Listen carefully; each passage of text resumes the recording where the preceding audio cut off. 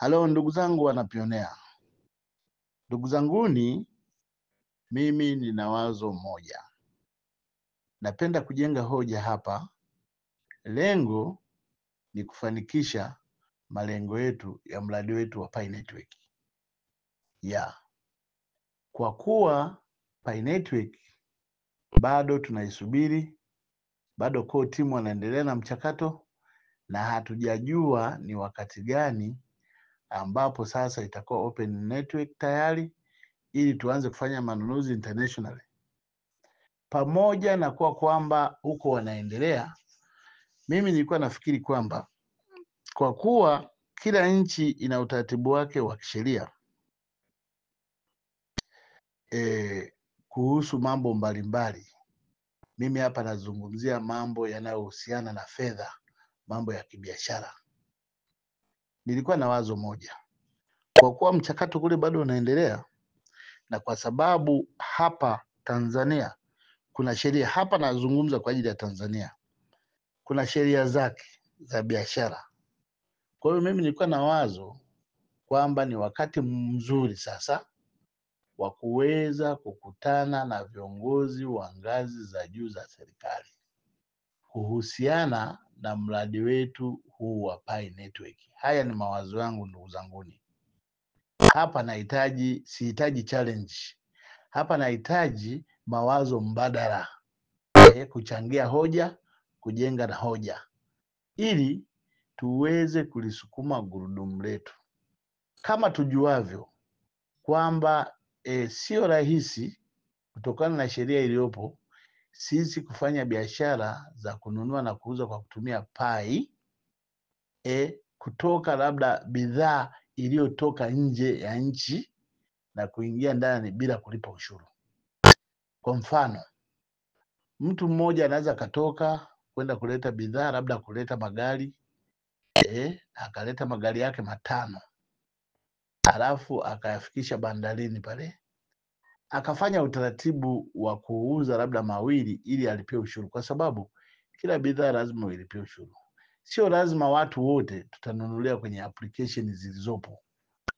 Tutaamua kwamba tununue sehemu yoyote ambayo tunapata bidhaa. Kwa hiyo ukishaleta pale ili ulipe bidhaa itabidi ufanye mipango ya kuweza kuuza labda magari 2 alafu bakiza 3 ulipe ushuru, kitu ambacho ni mzunguko mkubwa na inabidi utumie madalali na ni kinyume cha utaratibu wa sheria, kwa sababu kama bidhaa itakuwa imeshikiliwa na TRA inakuwa ngumu kuichukua tena uuze alafu pate hela kulipia ushuru. Kwa hiyo unaona kwamba ni kazi kubwa sana. Kwa maana hiyo, njia hiyo inaweza ikafeli, ikawa sio mwafaka.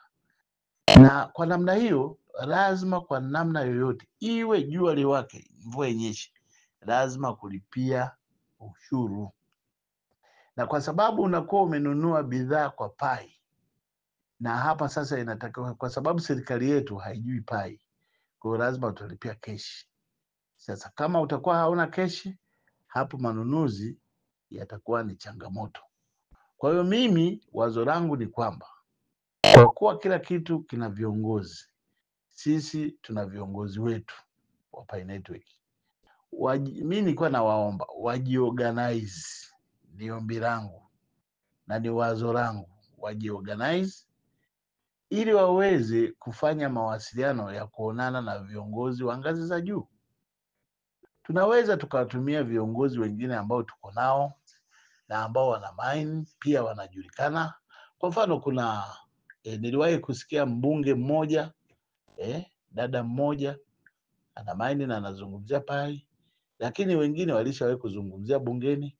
Hao tunaweza tukawaunganisha wakatusaidia, tukaanzia pale.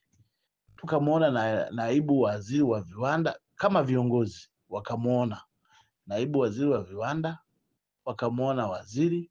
Hao watu ni binadamu kama sisi, hakuna haja ya kuwaogopa, hakuna haja ya kufikiria mambo mengine, ni kuwaona, kupeleka wazo hili, kwa sababu masuala yote haya yanapaswa kufanyika kisheria. Ndugu zanguni, inawezekana mradi wetu wa Pi ukafika uka open minded, lakini sisi tukakwama hapa nchini kwa sababu ya sheria iliyopo. Lazima tununue bidhaa kwa kutumia keshi.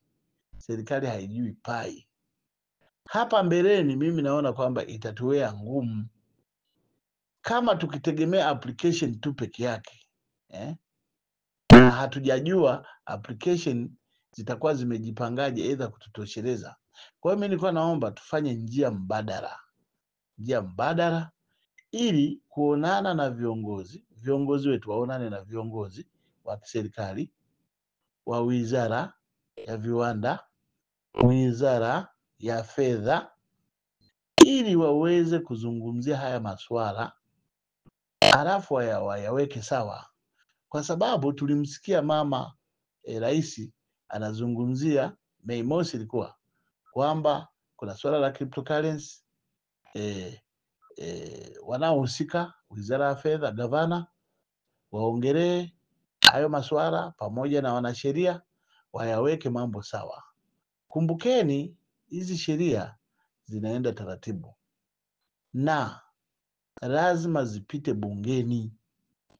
Kwa hiyo tukifanya mchakato mapema itakuwa rahisi kwetu sisi, wakati timu wanaendelea na mchakato kukamilisha Pi Network, na sisi huku tunaendelea kuongea na viongozi wa serikali ili lifikie tamati waweze kulipitisha bungeni.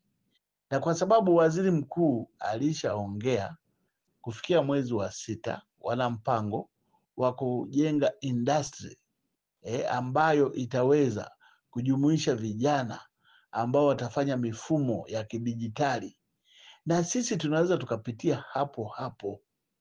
Umeona? Kwa maana hiyo ni vyema kabisa tuanze mchakato mapema ili tuweze kufanikisha hili jambo, wakati timu wanamaliza kufikia malengo na open minded, na sisi huku swala letu litakuwa linaendelea na mchakato ili tupate njia kwa ufupi, kwa sababu swala lazima wakae kisheria, lazima liende bungeni. Na sasa kwa sababu rais wetu ameshazungumzia cryptocurrency, waziri mkuu kaongelea kwenye mchakato ule, na ndani ya mchakato ule lingeunganishwa, kwa sababu serikali haijui pai. Tunaweza tukabounce tukakwama kufanya manunuzi, kwa sababu tutaonekana tunaenda kinyume cha sheria kufanya manunuzi bila serikali kupata mapato, kwa sababu sio lazima wote watatumia application labda za hapa nchini, na hata kama ukitumia application zile zilizopo kwenye pai, bado serikali watahitaji mapato yao, kodi lazima. Kwa maana hiyo mimi naliweka mezani, tufanye mchakato, tuongee kwa hoja, sio kunichallenge. Ndugu zanguni, haya ni mawazo yangu pamoja na kusubiri pai. Ndugu zanguni, hatuwezi kulala njaa, tunapaswa kufanya majukumu mengine ili familia zetu ziweze kuishi.